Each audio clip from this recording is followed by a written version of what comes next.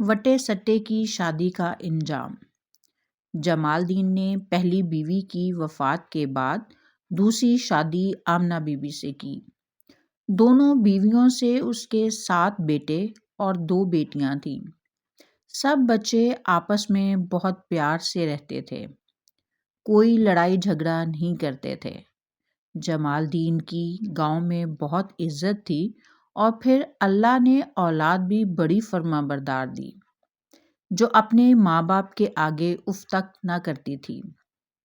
بچے بڑے ہوتے گئے، کچھ کو پڑھنے کا شوق تھا، کچھ صرف باپ کے ساتھ کھیتی باڑی کرتے تھے، کیونکہ ان کی کافی زمین تھی گاؤں میں۔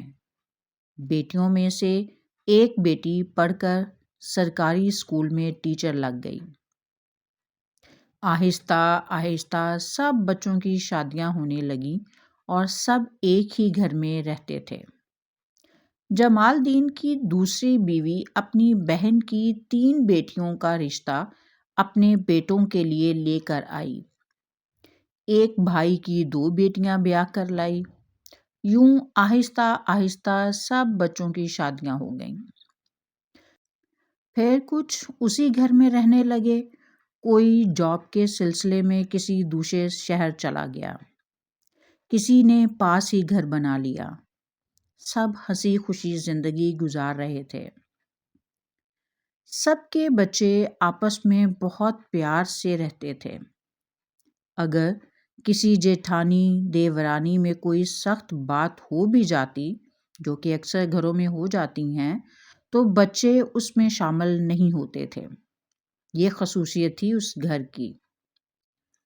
پھر جب بچے بڑے ہو گئے، شادی بیاہ کا وقت آیا، تو بہن بھائیوں نے آپس میں ہی رشتے کرنے شروع کر دیے۔ جب بہت سے کزن اکٹھے رہتے ہوں تو کوئی کسی کو پسند کرتا ہے اور کوئی کسی کو۔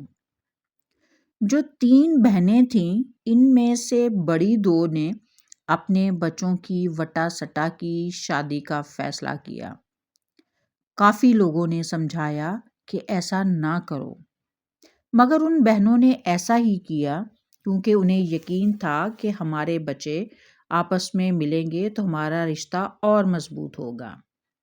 جب وٹا سٹا کی شادی ہوئی تو بڑی بہن سکینہ کی بیٹی آسیہ، جو اس رشتے سے خوش نہیں تھی، شادی کے 2 دن بعد ماں سے ملنے آئی تو رات کو موقع پا کر گھر سے بھاگ گئی۔ صبح جب ماں نے دیکھا کہ بیٹی کمرے میں نہیں ہے تو اس نے سوچا شاید کسی چچا تایا کے گھر چلی گئی ہوگی ملنے کے لیے، کیونکہ کافی گھر پاس ہی تھے۔ مگر جیسے ہی دن گزرتا گیا، سب کزنز اکٹھے ہونے لگے کہ نئے شادی شدہ جوڑوں سے ملتے ہیں۔ سب موجود تھے سوائے آسیہ کے، اور سب نے کہا کہ ہمارے گھر تو نہیں آئی وہ ابھی تک۔ ماں کو تھوڑی پریشانی لاحق ہونے لگی کہ آخر وہ گئی کہاں ہے۔ یوں سارا دن گزر گیا۔ ماں نے پھر اس کے باپ کو بتایا کہ صبح جب میں اٹھی تھی تو بستر خالی تھا۔ کرتے کرتے رات ہو گئی۔ پھر چھوٹی بہن کے نمبر پر کال آئی کہ امی ابو سے کہنا مجھے معاف کر دیں، میں اب گھر واپس نہیں آؤں گی اور میرا انتظار نہ کریں۔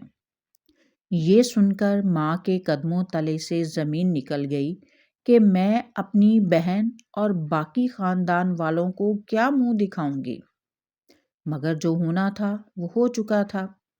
دوسری طرف وہ لڑکی جو اس کی بھابھی بنی تھی، جس کا نام بشریٰ تھا، وہ اور اس کا بھائی اسلم، جس کی بیوی بھاگ گئی تھی، جب ان کو پتہ چلا کہ آسیہ گھر سے بھاگ گئی ہے تو وہ یہ سوچ رہے تھے کہ امی ابو کو کیسے بتائیں۔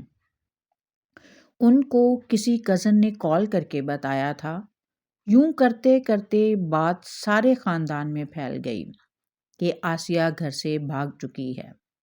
ایک شادی شدہ جوڑا تو خراب ہوا ہی تھا، ساتھ میں دوسرے جوڑے کو مفت میں ہی اپنا رشتہ خراب کرنا پڑا۔ اسی لیے کہتے ہیں کہ کبھی بھی وٹا سٹا کی شادی نہیں کرنی چاہیے۔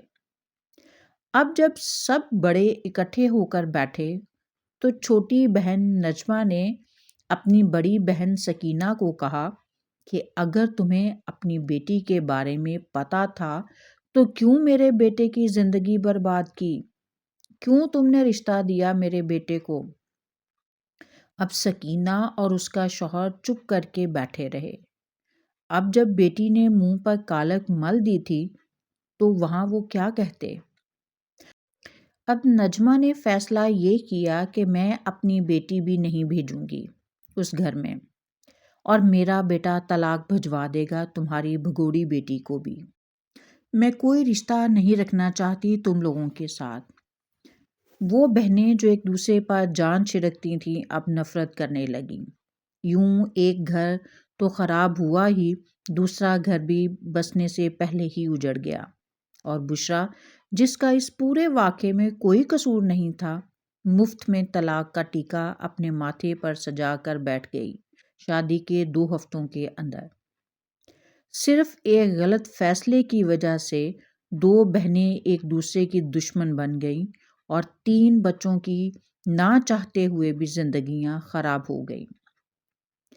میری سب ماں باپ سے التجا ہے کہ جتنا مرضی آپ کا پیار ہو اپنے بہن بھائیوں سے، کبھی بھی وٹا سٹا کی شادی نہ کریں۔ ہم سوچتے ہیں کہ آپس میں شادی کرنے سے رشتے مضبوط ہو جائیں گے، مگر ایسا نہیں ہوتا۔ رشتے بہتر ہونے کی بجائے ایک دوسرے کی شکل دیکھنے سے بھی جاتے ہیں اپنے پیاروں کی۔ مزید رشتے بنانے سے بہتر ہے کہ جو رشتے ہیں انہی پر خوش رہیں، نہ کہ بعد میں ماں جائے کی شکل دیکھنے سے بھی نفرت ہو جائے۔ اللہ سب کے لیے آسانیاں پیدا کرے۔ ساتھ رہنے کا بہت شکریہ۔ اللہ حافظ۔